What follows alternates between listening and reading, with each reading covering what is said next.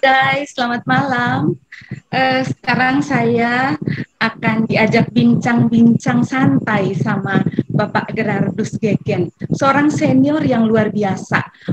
Beliau adalah seorang pemerhati perawat, cinta juga sama profesi perawat, dan beliau membuktikan hingga saat ini beliau masih aktif di pelayanan ya, di salah satu rumah sakit swasta yang terkenal ya.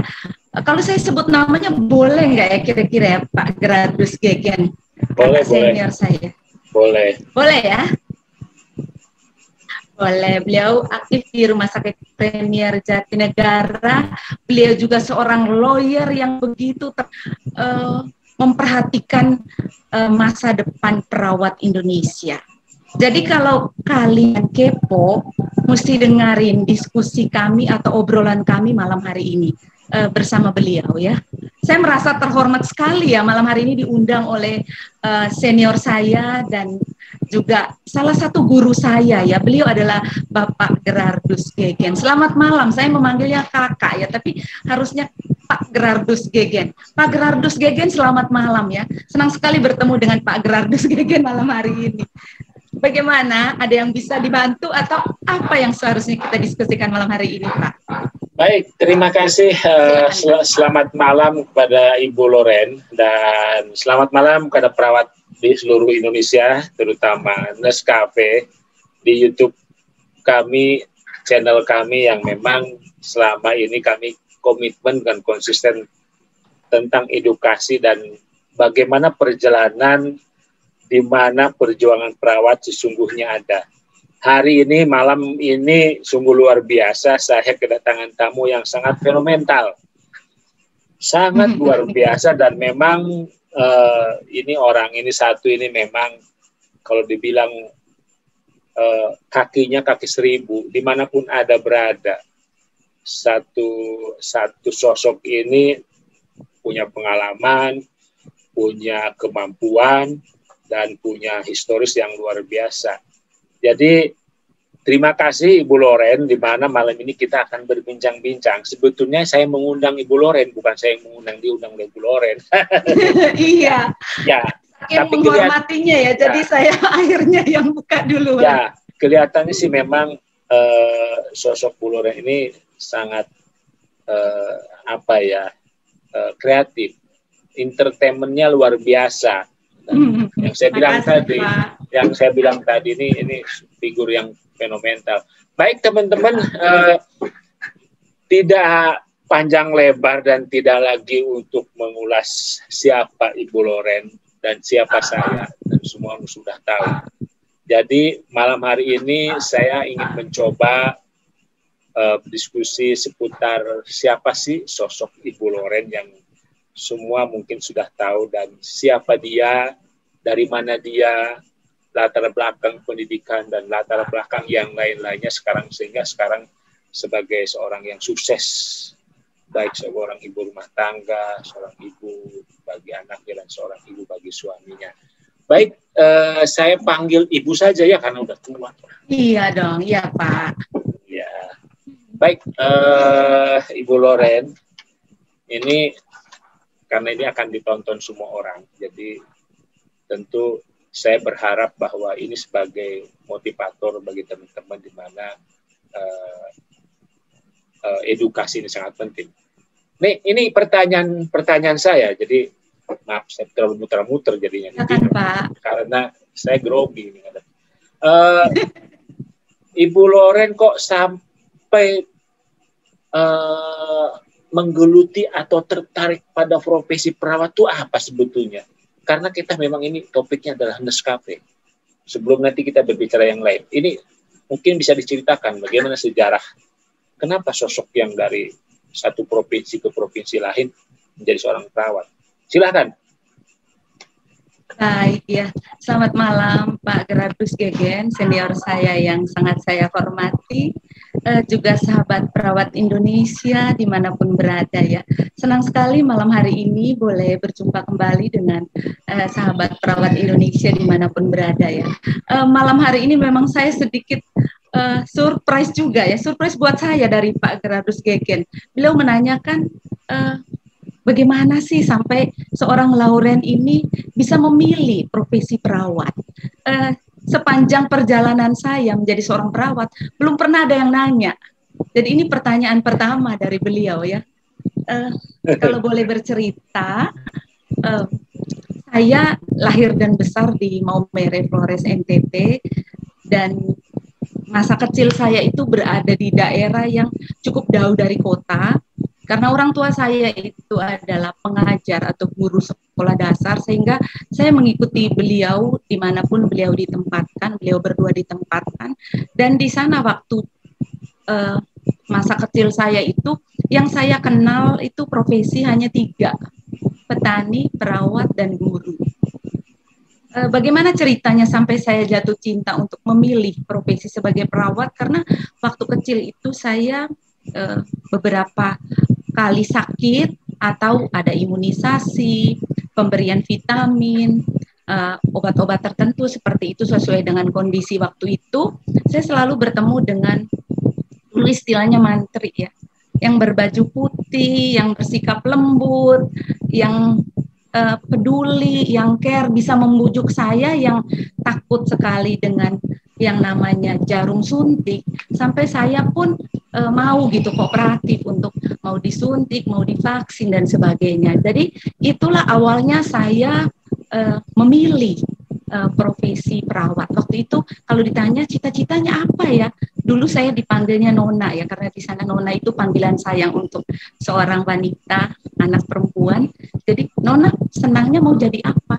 Saya mau jadi perawat. Begitu jawaban saya. Sekilas infonya seperti itu, Pak Gege. Ya, menarik. Kalau boleh tahu dulu di tempat kelahiran ada sekolah perawat atau bagaimana di sana?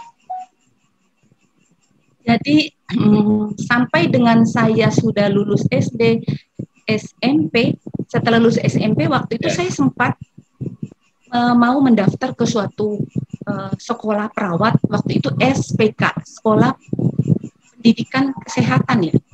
Sekolah Perawat Kesehatan ya, SPK. SPK. Nah, iya, seperti itu. Dan waktu itu setelah lulus SMP saya pernah mendaftar ke sana, tetapi alasannya adalah fisik saya itu terlalu kurus waktu itu, jadi saya tidak diterima. Akhirnya saya melanjutkan ke pendidikan SMA. Setelah lulus SMA, waktu itu saya kan waktu itu di daerah ya, di Maumere ya, jadi punya impian tinggi gitu. Impiannya gini, saya ingin sekolah perawat tapi tidak di NTT. Namun waktu itu kan kita punya keterbatasan komunikasi, alat komunikasi dan sebagainya. Jadi dengar dari teman aja bahwa ada loh di Surabaya, ada loh di Jakarta. Kalau di Jakarta itu namanya Sinkarolus Jakarta, itu sekolah top waktu itu yang saya tahu ya. Mungkin sampai sekarang tetap top ya, saya yakin itu karena hasilnya adalah kami-kami ini yang dari Sinkarolus, termasuk Pak Gegen ya, seperti itu. Jadi ya akhirnya ceritanya panjang lagi, akhirnya saya coba untuk mendaftar ke Sinkarolus Jakarta. Oh, langsung ke Jakarta ya waktu itu? Iya, langsung ke Jakarta. D3 apa SPK dulu? Waktu itu saya pertama mendaftar untuk D3. D3. Oh, D3 ya. Jadi enggak yang Bu Loren taunya SPK, ternyata ke D3 ya akhirnya ya. Iya, betul.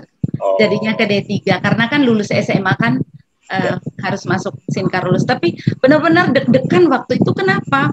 Saya seorang daerah yang ya asing juga ya dengan suasana kota yang begitu hingar-bingar, dengan teman-teman yang saya perhatikan dari Jakarta banyak, dari daerah lain yang mungkin menurut pandangan saya waktu itu mereka lebih maju daripada daerah saya sendiri. Jadi saya sedikit agak minder waktu itu, jujurnya seperti itu. Tapi dengan kondisi itu, bapak saya berbisik kepada saya, selalu nasihatin saya bahwa kalau mau maju bukan masalah dari mana kita, tetapi bagaimana kita ke depannya. Jadi bapak saya selalu menanamkan kepercayaan diri kepada saya supaya saya membuktikan itu dengan prestasi, bukan dengan hal lain di luar itu. Karena kalau bicara soal penampilan, harta dan sebagainya, mungkin kami jauh dari sempurna ya. Tapi kalau prestasi itu kan bisa diperjuangkan, dan menurut orang tua saya, bapak saya khususnya, beliau bilang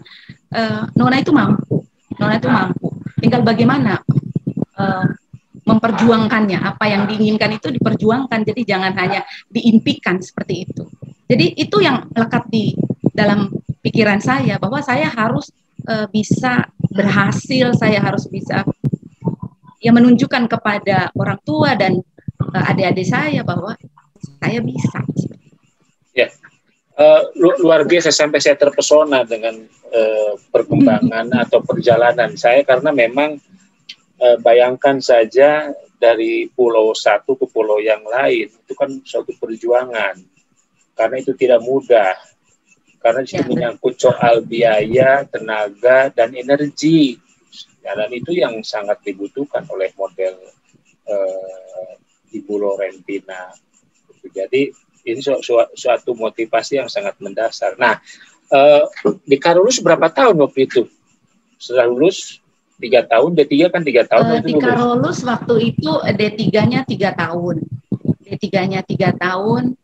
Saya tertolong juga di sana waktu semester 3, kalau nggak salah saya dapat beasiswa juga, beasiswa Super Semar, dengan penilaian mungkin dari kampus, dari banyak sisi, jadi saya dapat kesempatan itu sehingga cukup menolong juga untuk membantu saya bisa sampai dengan lulus seperti itu. Menolong orang tua juga kan? Iya, sangat ya, menolong. Karena kebutuhan Jakarta memang beda ya, banget. Sangat berbeda, sangat berbeda. Semua harga-harga juga luar biasa saat itu ya. Ya, betul. Itu tahun saya lulus tahun 95-96. 95-96, berarti kalau ke belakang berarti sekitar 93 ya. 92. Iya, 92. 93. Iya. Itu masuk di sana. Ya, tentu ada banyak. Waktu itu saya ingat, ya Pak. Ada banyak perbedaan-perbedaan ya antara kehidupan negara dengan jadi Jakarta. Dari sisi kalau saya waktu itu ikut tes itu saya merasa yang ketinggalan itu pelajaran bahasa Inggris. Kalau yang lainnya saya masih bisa menyesuaikan, tapi bahasa Inggris itu saya merasa bahwa kayaknya saya nggak mampu gitu waktu itu. Ya. Tapi ya dengan perjuangan lah, jadi semuanya bisa. Ya. Setelah lulus langsung kemana itu? Setelah lulus waktu itu saya melamar di beberapa tempat, tetapi yang unik itu, cerita unik itu hari kedua kami dari Sinkarolus itu berlima melamar ke rumah sakit. Waktu itu yang paling kami kenal dan kami ingin sekali bergabung di sana adalah namanya Mitra Keluarga. Mitra Keluarga Jatinegara yang saat ini Premier Jatinegara. Waktu kami datang pagi-pagi jam 7 kami datang untuk tes di sana. Waktu itu sebenarnya bukan tes ya, kami hanya mau memberikan lamaran aja, tapi langsung diminta udah langsung tes. Jadi jam 8 kami tes, dalam waktu 1 jam kami menyelesaikan tes itu. Setelah itu langsung diumumkan semuanya lulus dan nilainya luar biasa ya, di atas 9 waktu itu. Saya masih ingat sih teman-teman saya yang waktu itu bareng. Jadi kita juga kaget lah, semuanya masuk 5-5-nya. Terus hari itu juga kami diminta untuk langsung ambil seragam. Siangnya langsung masuk. Jadi masuk setengah dua kami harus sudah ada di rumah sakit langsung bekerja. Jadi nggak ada jeda waktu, sehingga waktu itu ada 2 tempat yang besoknya surat panggilannya datang bahwa saya juga diterima. Kita nggak sempat ngambil lagi karena sudah keduluan dipanggil di rumah sakit Mitra Keluarga waktu itu. Jadi ini pengalaman luar biasa ya, artinya kecepatan respon ya. Itu mempengaruhi gimana kita. Jadi dulu saja rumah sakit Mitra Keluarga, waktu itu namanya Mitra Keluarga, responnya sangat cepat. Jadi rumah sakit Mitra mendapatkan orang-orang terbaik lah kalau boleh saya bilang di zaman itu. Langsung 5, langsung kerja. Mungkin teman-teman yang lain punya pengalaman unik seperti saya atau tidak, saya nggak tahu, tapi itu berkesan banget karena kita lagi cari kerja kok di tes hari itu juga siangnya langsung suruh ambil baju, langsung kerja. Gitu. Ya karena memang dulu kalau dilihat sekarang SDM dulu memang perawat mungkin lulusannya masih sedikit atau masih bisa untuk memenuhi kuota rumah sakit. Kalau dibanding dengan sekarang kan lulusan banyak, sekolah banyak. Yang mohon maaf aja, mungkin sekolah banyak yang di ruko, yang secara kualitas mutu juga masih dipertanyakan. Nah ini kan menjadi sorotan.